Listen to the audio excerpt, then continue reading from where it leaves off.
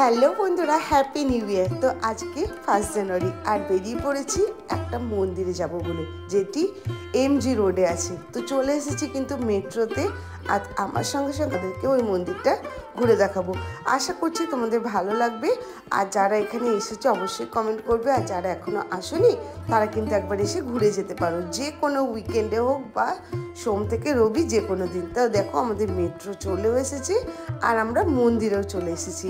আজকে আমি যে মন্দিরটা এসেছি সেটা হলো সিদ্ধিবিনায়ক মন্দির। তোমরা তো সকলেই জানো মুম্বাইয়ে আছে সিদ্ধিবিনায়ক মন্দির, সেরকম কিন্তু আমাদের কলকাতাতেও আছে সিদ্ধিবিনায়ক মন্দির। আর যেহেতু বছরের প্রথম দিন, তো ভগবানের আশীর্বাদ না নিয়ে শুরু করলে কি সেটা চলে?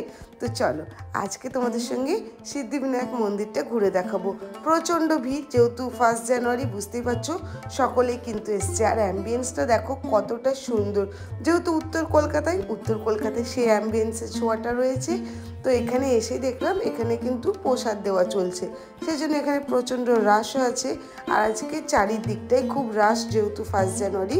তো চলো এখন চলে যাচ্ছি মন্দিরে। প্রথমে তোমাদের সঙ্গে প্রসাদ দেওয়ার এই জায়গাটা শেয়ার করি। এখানে তোমরা ঠাকুরের সমস্ত জিনিস পেয়ে যাবে, দেখো সব কিছু সাজানো রয়েছে।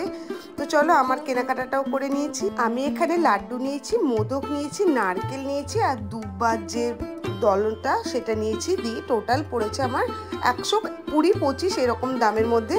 তো এই যে দেখো মন্দিরেও ঢুকে গেছি। আর এখানে বলে রাখি, মন্দিরের সামনে কিন্তু একদম গণেশজির সামনে কিন্তু ভিডিওগ্রাফি ফটো অ্যালাউ না, তাই সেখান থেকে শেয়ার করতে পারছি না। বাইরে গিয়ে ভালোভাবে শেয়ার করব। আর 20 টাকা থেকে কিন্তু তোমরা এখানে প্রসাদ পেয়ে যাবে।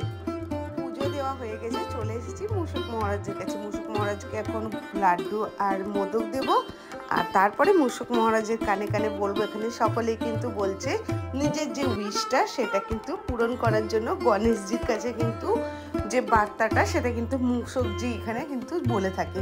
তো এই যে আমিও মূষকজির কানে কানে আমার উইশটা বলছি, আর তোমরাও তোমাদের উইশগুলো সব বলে দাও কিন্তু।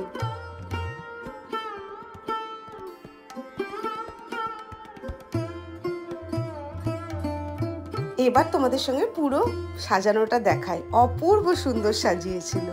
তোমরাও এবার খুব ভালো করে দর্শন করে নাও। সত্যি জায়গাটা এসে খুবই ভালো লাগলো।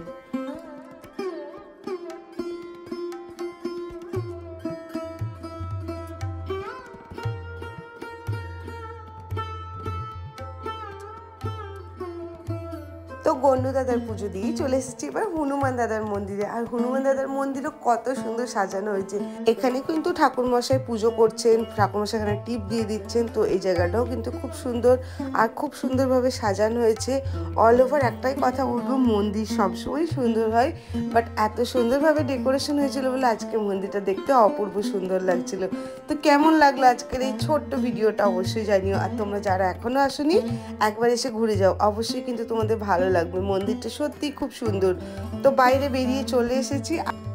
এবার তোমাদের সঙ্গে পুরো মন্দির চত্বরটা একবার শেয়ার করছি। দেখো কত সুন্দর, কত মানুষ। আর এখানে কিন্তু আজকে গান বাজনারও ব্যবস্থা রয়েছিল।